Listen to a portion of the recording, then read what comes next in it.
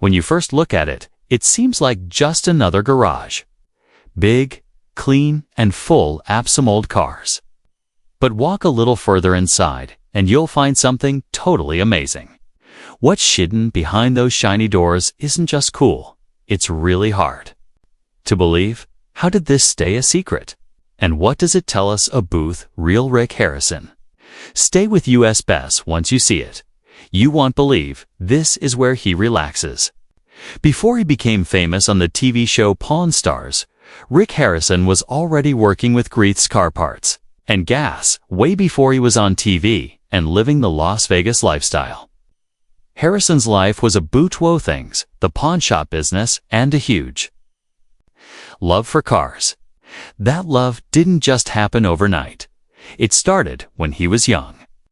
When he was 13 years old, he was already working at his dad's car repossession business, doing that job, plus working hours at the family pawn shop. It wasn't just a job.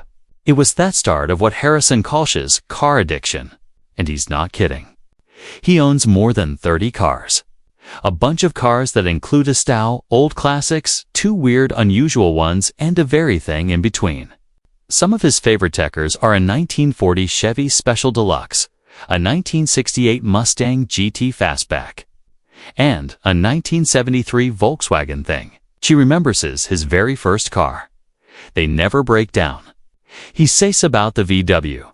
His garage is also home to a 1947 Power Wagon, a 1973 Jeep, and two Harley motorcycles, along with dirt bikes, a tractor, and a 1940 Indian Chief motorcycle with a sidecar. But for Harrison, it's not about showing off. It's about loving the machines. I'm a car addict, he says simply. If I brought another car home, there would be problems. I have a lot of cars already. That love doesn't go away when the cameras stop filming. After long days filming or working at the gold and silver pawn shop, he relaxes by getting his hands dirty with his machines. I'm a real active guy. I can't sit still, he says. When I get off work, I just go home and go tummy machine shop or work on the old cars. Even though he's said no to buying a NASCAR car.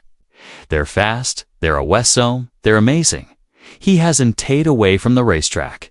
Hot songs being seen at the Las Vegas Motor Speedway, even taking fast laps during the Richard Petty Drive-In experience. And while he doesn't own a race car, he's seen his face on Jeremy Clemens's nationwide car during Vegas races, a joke he finds funny. It makes me look silly. But I love it, he laughs. His car story hasn't always been great. When asked about the worst car he ever owned, Harrison remembers a 1969 Oldsmobile Delta 88 he bought at 17 for just $150. It had no back seat, he laughs. I drove it for about 6 months and put 4 or 5 bottles of oil a week in it. Bothers the question. What happens when thought kind of car love meets with home decorating? Can a house show horsepower? Come with us to find out.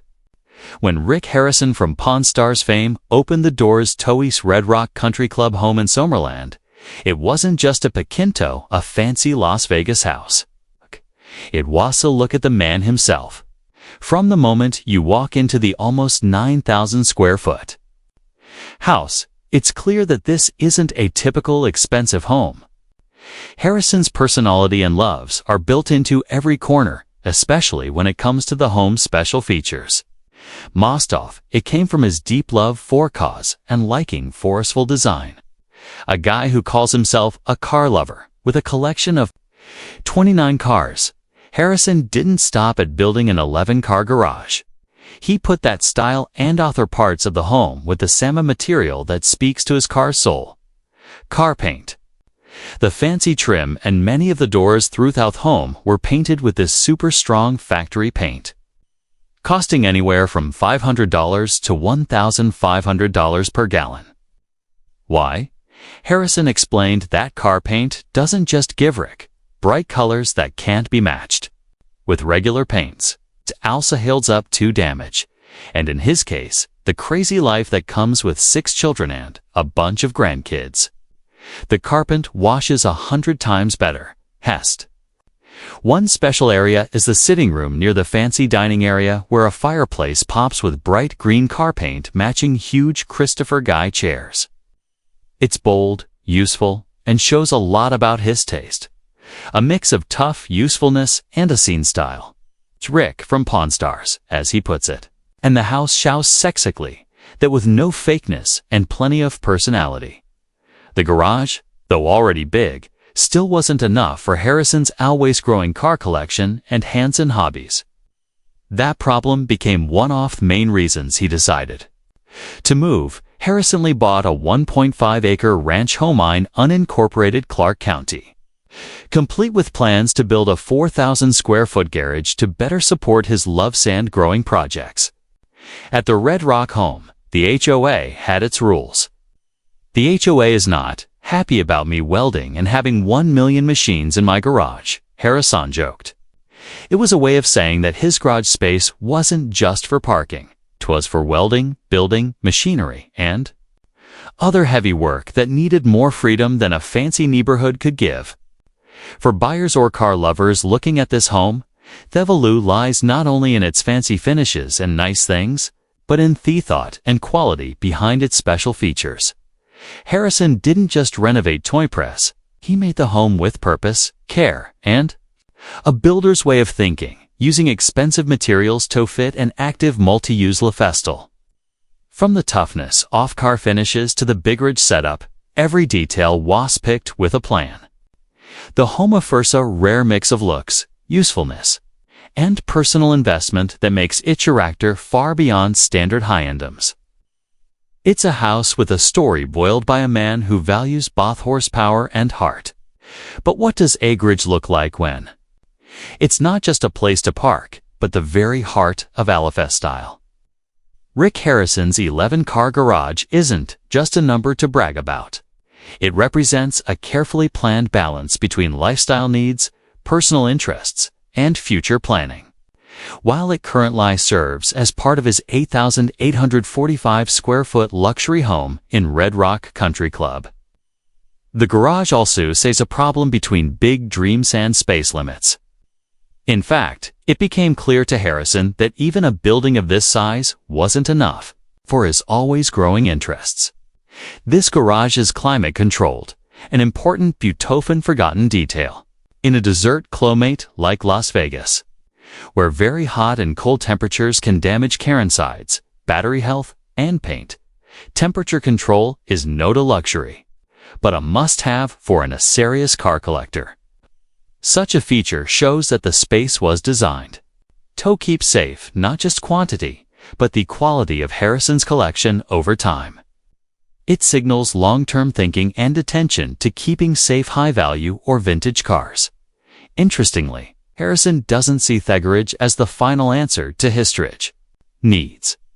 He recently bought a 1.5-acre ranch property in the Northwest Valley, in unincorporated Clark County, with plans to build an additional 4,000-square-foot garage. A big upgraded suit speaks to the size of his collection and the overflow from the current home. This plan also shows a change in lifestyle. Moving tone area without a strict homeowner association, HOA, he said, means fewer rules on his factory hobbies, such as welding and heavy mechanical work. This tells us that his new space won't just be for storage. It'll likely become a special workshop area connected with his daily life. Beyond cars, the garage also works as storage for his bigger collection of machines and tools. Harrison specifically joked about needing space for 1 million machines, saying again that this garage has been a multi-use area, part personnel museum, part mechanical workshop, and part factory playroom. One of the more unique things about the garage is its connection with the rest of the home. Unlike many high-end garages that are hidden out of sight or put as afterthoughts, Harrison's setup is part of the overall building story of the house. The home is packed with special rooms, a gym, a wine cellar, and even a 12-seat theater. And the garage joins this collection not as a separate building, but as a connected high-utility part of the house. This suggests careful design coordination between Harrison and the original architects or innovators, possibly with attention to vento accessibility, power supply, and noise protection, especially considering the machinery and welding involved. When thin jeans go quiet and the garage lights dim, what hidden love keeps Rick Harrison's mind racing? Let us tell you. Step inside Rick Harrison's garage, and you'll find the sound of engines, the shine of vintage chrome, and tools that whisper tales of fixing and love. But step into his mind, and you might be surprised by what drives him when the wrenches are put down. Among pistons and horsepower, Harrison has another quieter obsession: history. Not just the big stuff of kings and castles, but the tough, raw, sometimes uncomfortable truth of how ordinary people once lived. It's not uncommon for Harrison to read books away some people watch TV shows. A favorite often recommends The Time Traveler's Guide to Medieval England by Ian Mortimer. Far from being a dry school book, the book takes readers into the very bones of 14th century daily life. And for Harrison, that's the sweet spot. It's a book about the private lives of common people, he explained, and not in the plain way Hollywood might show it. Oh, life was bad back then, he says, with a laugh that only half hides his amazement. His eyes light up as he talks about how medieval people lived stacked together in single-room homes, doing everything from cooking to sleeping to, yes, having sex out in the open. Everyone slept in no long room. He said, if you were very rich, you might have one wall split off in another room. That was luxury. There's a realness Harrison loves about those hard days. No privacy. No insulation, no chimneys, just a fire pit in the middle of their room. The ceilings were black with soot. Their candles made of tallow, melted animal fat. They smelled bad, headed. But it was real, dirty, hard, and somehow deeply interesting to a man who lives among sleek cars, climate-controlled garages, and carpet. In a way, this love for historical truth is like his care obsession. Both interests come from the same place: a love for good work, a curiosity about how people use tolif, and a desire to keep pieces off past, whether in the form of a fixed 1940 Chevy or the pages of a well-worn history book. It's easy to imagine Harrison covered in grease one minute and turning a page the next, trading car specs for tales of medieval peasants boiling roots over smoky fires. And maybe that's the point. Rick Harrison isn't just a TV personality or a collector of cars. He's a collector of time. He hunts for old things in his pawn shop, brings machines back to life in his garage, and travels through centuries in the quiet. What kind of car could possibly satisfy a man who drifts between medieval history and modern horsepower? One foot in the 14th century, the other pressing the gas pedal. Stay with us to find out. Rick Harrison is not only a history lover, but also a lifelong car fan. His daily driver is a 2018 Ford F-150 Raptor, which he proudly rates a perfect 10 out of 10. Known for its amazing golf road abilities, Harrison likes its ground clearance, suspension, and locking rear differential features he finds important for the 5 months he lives off the grid in Oregon's mountains. I've had it going 70 miles per hour through the desert. He says it's a beast, can hit bottom at 50 and keep going without a problem. For Harrison, the Raptor is not just a truck. It's a survival tool.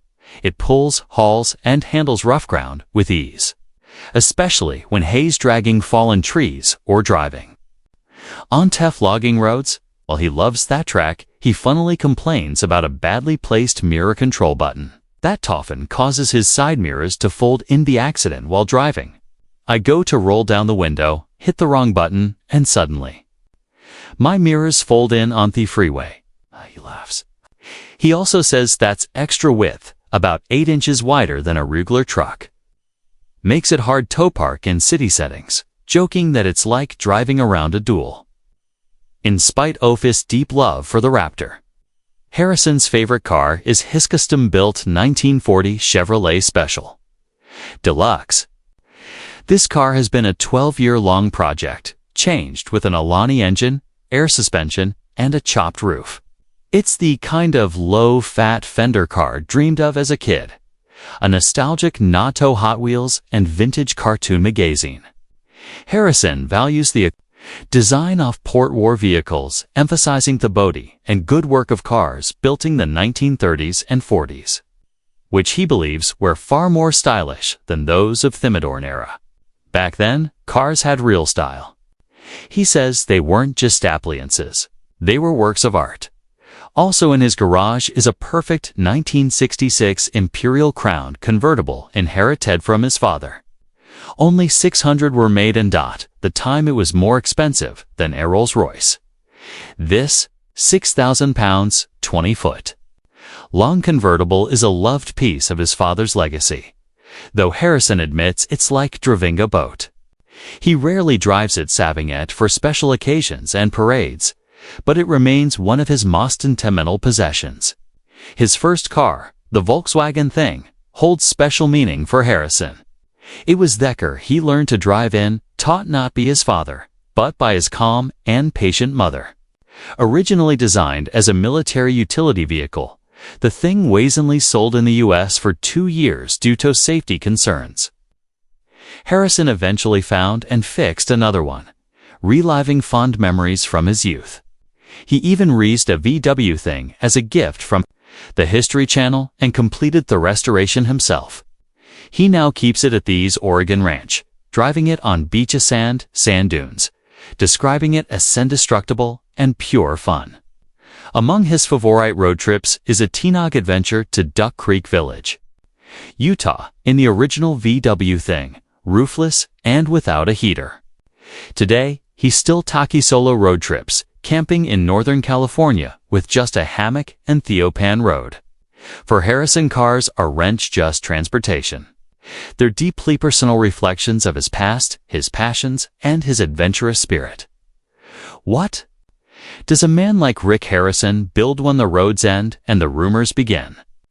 In the swirling chaos of today's digital landscape, where fake news spreads faster than truth, one particularly wired tale captured the internet's attention.